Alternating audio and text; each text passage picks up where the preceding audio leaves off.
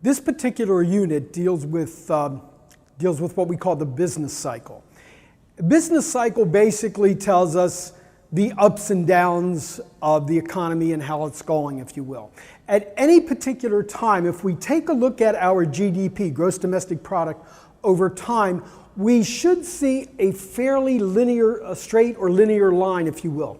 We're going to call this potential GDP, which is going to be represented by this highlighted line, if you will. But any given year or any given group of years, our GDP can be higher or lower than our potential GDP. In some years, our GDP can be above our potential GDP, and we are said to have a positive GDP gap, which means that we're producing more than what we actually should. We'll take a look about that in a little while.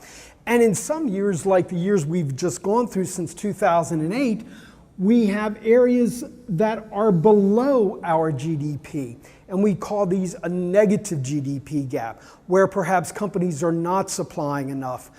There's a lot of reasons for this cyclical action that we have, but the one that haunts us, the one that stays with us throughout, is that the reason we give for that is that it's due to the level of spending. If people are spending money, our GDP will be high. People are spending money, that means that they have jobs. If they have jobs, they're spending money, companies are providing products. If they don't spend, companies won't provide the products, and our GDP will then slip, people will become laid off. To that end, we want to take a look at the categories of unemployment that occur in this particular area of our GDP, of our business cycle. The first category of GDP, unemployment, is called frictional unemployment. Frictional unemployment is unemployment that is transient. Some of you probably will be getting ready to graduate, maybe next year, I don't know. And it's conceivable that when you do graduate, you will not have a job to immediately go to. Another situation that is considered to be frictional unemployment. Another situation is you may have a job that you absolutely hate. It's not the one you were trained for. You want to go into accounting and you're working as at Happy Harry's or Walgreens or something. Not that that's an inferior job, not that that's not a good job, but it's not the job that you want. It's not the job that you were paid to do. And therefore you go in and you quit without having another job to go to until you find the job in accounting. That is considered to be frictional unemployment. Cyclical structural unemployment is that unemployment that is caused because of a change in technology. A change in computers, the cell phones. We used to have a thing called slide rulers where you would be able to do high mathematical computations, high logarithms, very complex. We no longer have slide rulers, and the reason we don't is because we now have calculators that can do that. So all those people that made slide rulers had to go out and had to find other jobs, perhaps making calculators. Perhaps they went back to school for real estate, education. Some of them, could have gone into construction work, whatever. Cyclical unemployment is unemployment that is caused because of this downturn in the business cycle, where businesses are not producing. And because of that, we now have what is called our natural rate of unemployment. Our natural rate of unemployment is the total of our frictional unemployment and our structural unemployment, when cyclical unemployment is zero. This morning coming into the university here, I heard that our unemployment rate was 8.8%. Well, at any given day, we should have 4% of unemployment because of our natural rate, the total of our frictional and structural. So therefore, our actual unemployment rate is actually only 4.8%. That is due to cyclical. That doesn't sound like a lot, but it's a huge amount when you think of the lost product. Not only lost product, but lost productivity. There's a direct correlation between crime, domestic violence, suicide, when we have high rates of unemployment like this. So this is our natural rate of unemployment. The total amount of our frictional and our structural and our cyclical is zero. What we need to take a look at is an effect of either a positive GDP gap or a negative GDP gap, and that is called inflation.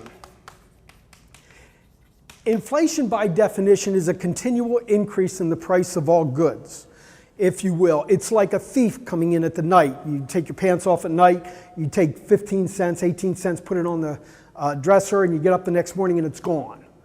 You think, oh, gee, I just mislaid it, what have you. The next night you get up, you take your pants off, you put 28 cents on the dresser, and you wake up and it's gone. That's inflation.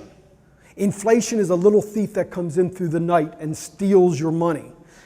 We have two causes of inflation. The first one is called demand pull inflation.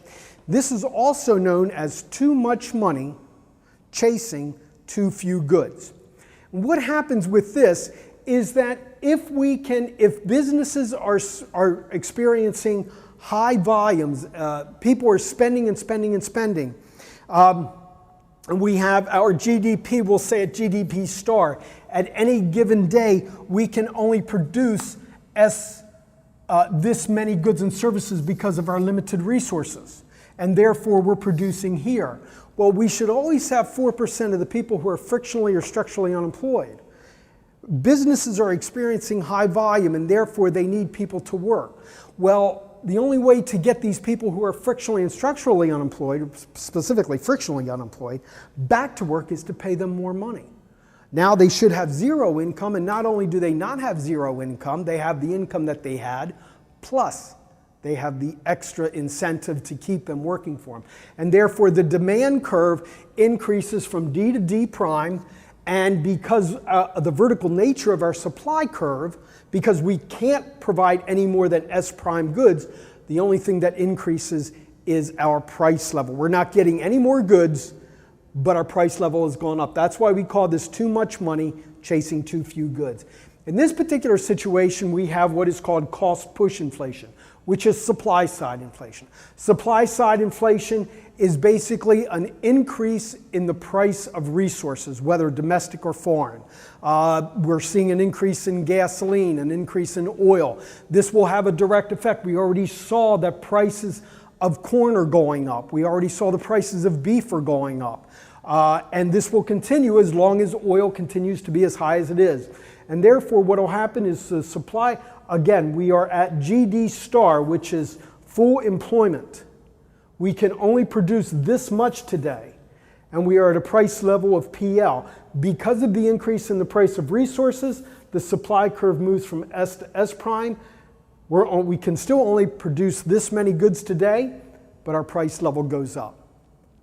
Again, if you have any questions, concerns, issues, please put them on the discussion board page of Blackboard. I'll answer them. Email me individually, and I'll put that on there also. Thank you very much. Have a great day.